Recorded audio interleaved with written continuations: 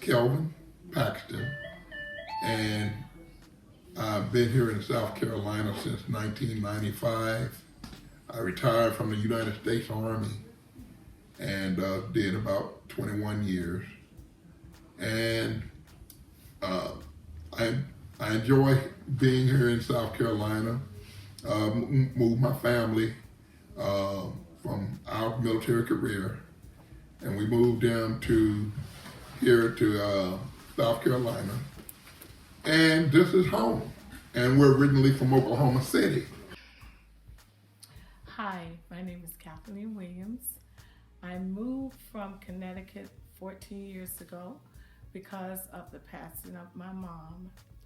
And in 2017, my husband was diagnosed with spindle cells tumors, which was cancer.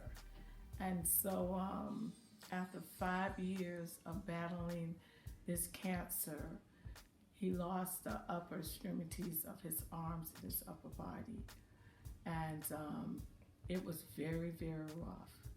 Because if everybody know that Jamaican man, he was a strong, positive man that was determined to live and to do whatever it took to just make things happen. So after a long battle with this cancer, God took him home. And after that, I was really going through because of the years we had been together. And it was very, very hard, even though nobody knew it, because I always smiled on the outside and I kept going, but every night I was hurting in the inside. Well, to go back with my story, in 2017, my deceased wife, Felicia Paxton, she was diagnosed in the month of March with pancreatic cancer, and it was about in the 3rd stage. This hit us like a ton of bricks, and didn't know exactly how we were going to deal with this, but of course, you know, with a lot of prayer and going through the holistic treatments and seeking more and more information on the way God heals, this is where we went. And so as the months went on, she appeared to be getting better, but at a particular time, it was in the month of the end of July, we had a message from our doctor. Our doctor told us that the tumor in her pancreas, it burst, and it took cancer cells everywhere. So at that time, we was quite devastated, but we never gave up. We continued to pray. We continued to do holistic treatments, but God saw fit to lay her to rest in September, the day before my birthday. And so that was a pretty tough time that we went through. And as time went on, God saw fit that I didn't have to be alone anymore. And the Lord had put so many things in my heart. I was really, I'll just say I was angry. And I was determined that I was going to pack up.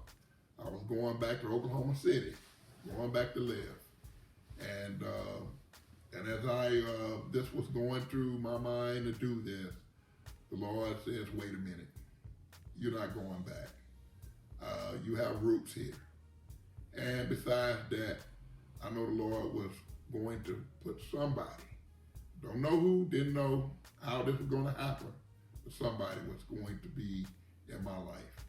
So one day, I got a phone call after a good long while from a man called Paxton. He called to me and he asked me one morning out to breakfast. And I said, no, I can't go out to breakfast with you. And he said, okay, I just thought I'll call and ask. And I said, okay. And when he hung up the phone, I said, what in the world? Why is he calling me, asking me to go out to breakfast with him? So time went by and time passed. He called again. And this time, he wanted to know if I needed anything from Orangeburg. And I said, no, that's so kind of you. He said, well, wouldn't you like to go there with me to pick up some vegetarian food? I said, oh, no, I have to take care of my dad, so I can't go. So he said, okay, all right then. So I started to thinking, why is he keep calling me, asking me out? Don't he know I'm not going to go out with him? What is wrong with him? So I called him back and I said, hey, look, I'm going to the park to walk. I'll be at the park if you want to talk to me. So he said, oh, okay, I'll meet you at the park. And after a period of time, I started going back to the church here and there. And I seen this lady, wonderful lady. And we just spoke one day because I knew that she had been going through, she lost her husband. And God had put something in my heart for this particular woman, and it amazed me. And I said, Lord, not this woman here. And Lord says, yes, that woman there. And I couldn't believe this, but you know, when God puts something in your heart, when God shows you somebody, nothing you can do, but you just have to find a way to deal with it. And so I know not this woman, she don't care nothing about me. I'm just plain old Kelvin. And so when I got a chance to talk to her just for a short, and I called her up one day, and it was on a Sunday. And I called her up and I said, hey, Kathy, this is Kelvin. Hey, would you like to go to breakfast this morning? And she says, no. And I said, no? I said, okay. And, you know, I didn't think no more about it. So as time went on, I could not get this woman off my mind. I could not. I couldn't sleep. I couldn't eat. And I didn't know what was going on. And then after much time passes, I called her again. And I said, Kathy, I'm going to Orangeburg to the ABC. Is there anything you need? And she said, no, I can't think of anything. I said, well, would you like to ride with me there? And you know what she said? No. So I said, okay, no problem. So I said, well, we'll get back up together soon.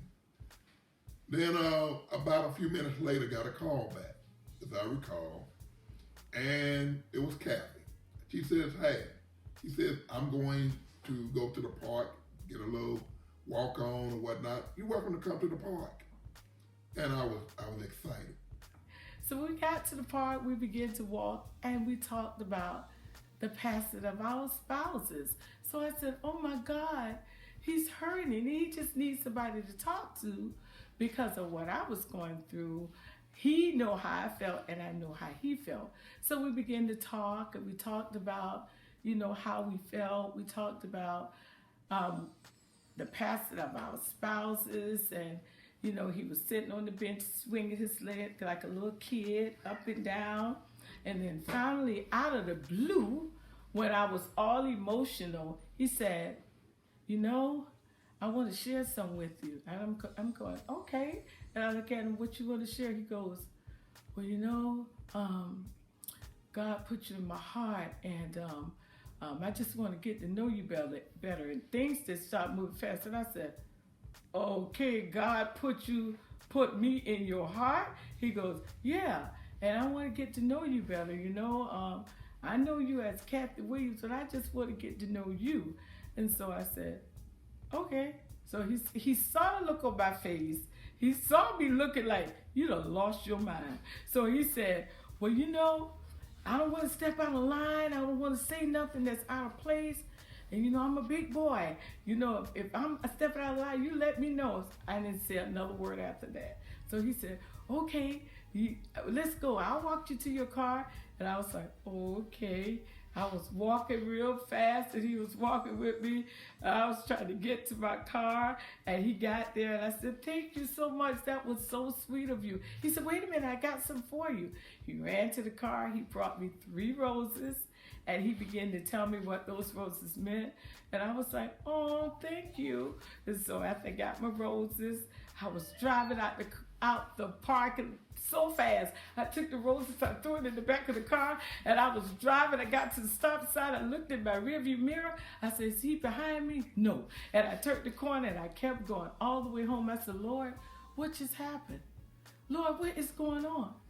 Maybe Paxton's having a nervous breakdown. I went to the park, and on my way to the park, this is kind of strange. I said, I got to stop. I stopped off at a store, and I grabbed 3 flowers, 3 roses. I said, that's all I need was 3 roses. Didn't know what was going to happen or anything. Went to the park. We went walking. We walked a few trails, and we sat down on a bench, and we just talked. And man, we talked about a lot of things that was dealing with our loss, with her spouse and my spouse. And we talked about the good times with them, and we talked about the time with our children. And afterward, I told her, I said, look, I don't really know you well, but I love to know you much better. And she looked at me, had a strange look. She said, really?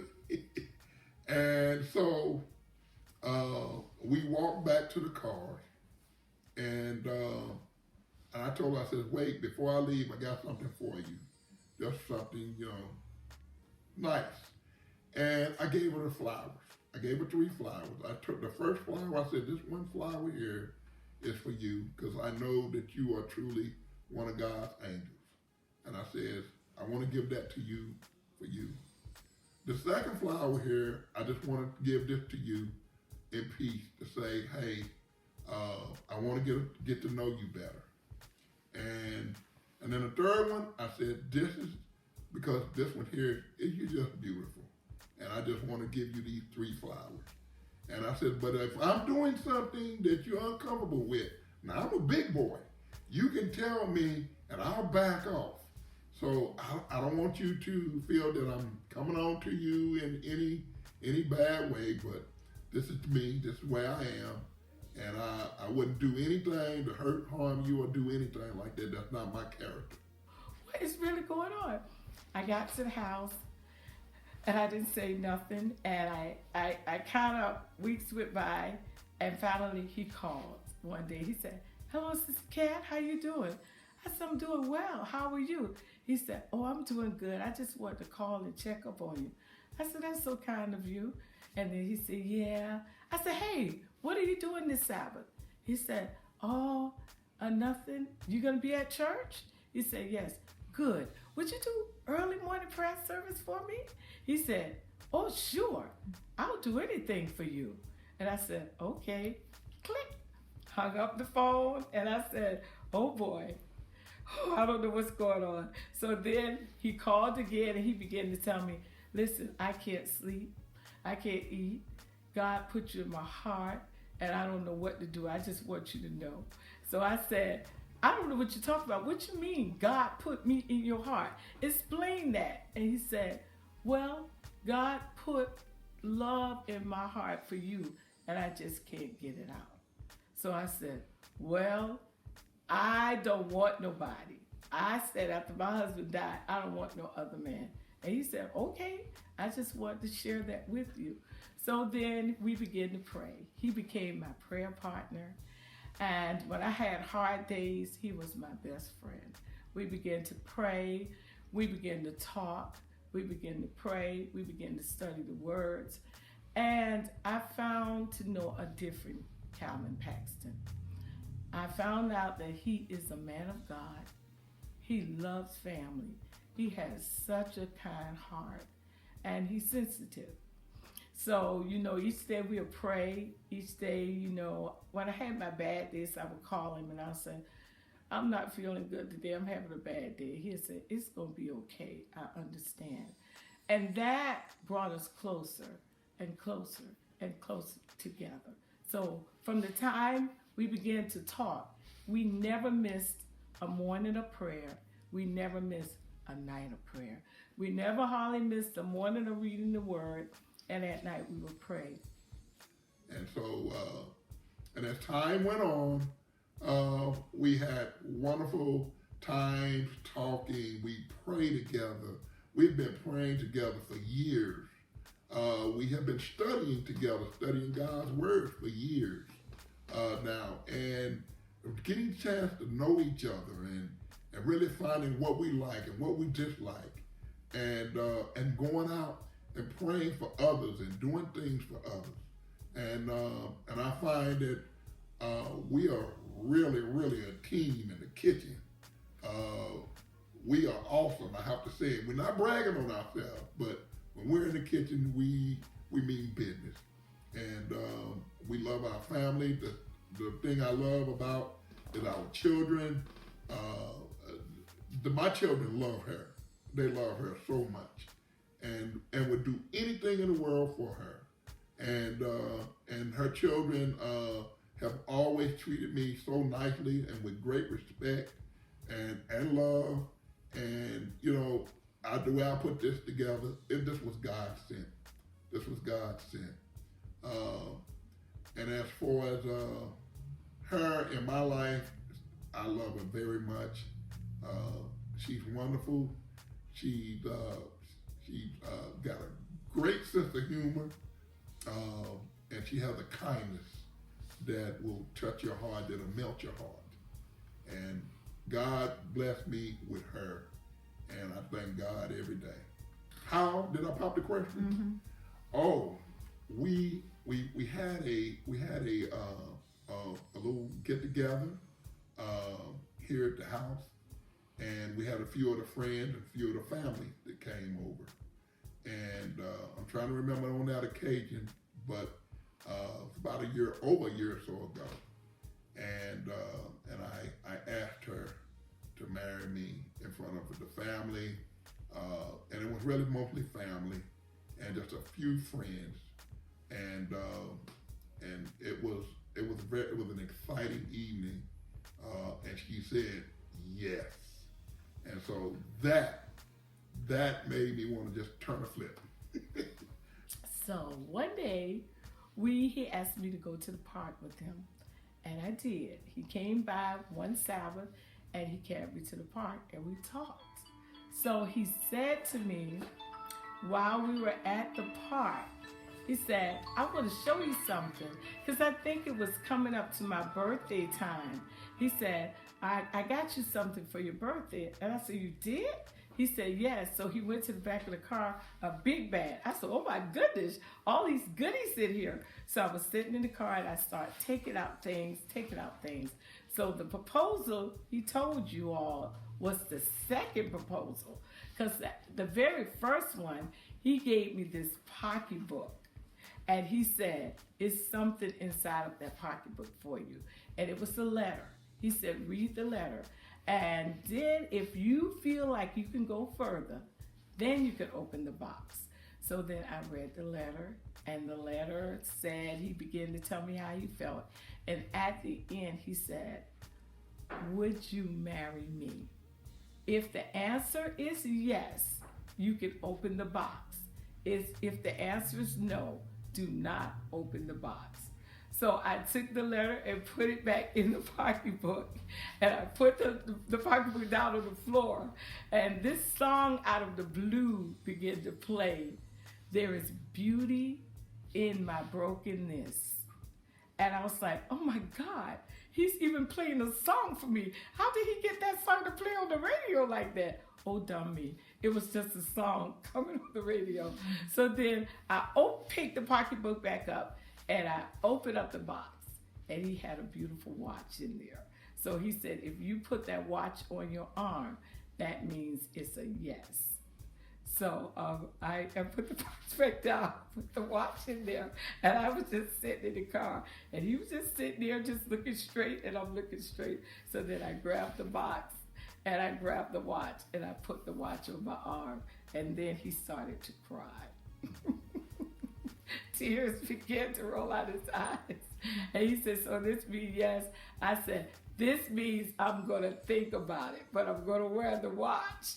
And so the second time, it was when he got all the family together. He asked me, and I said, "Yes, I will marry you." And that's how our journey began.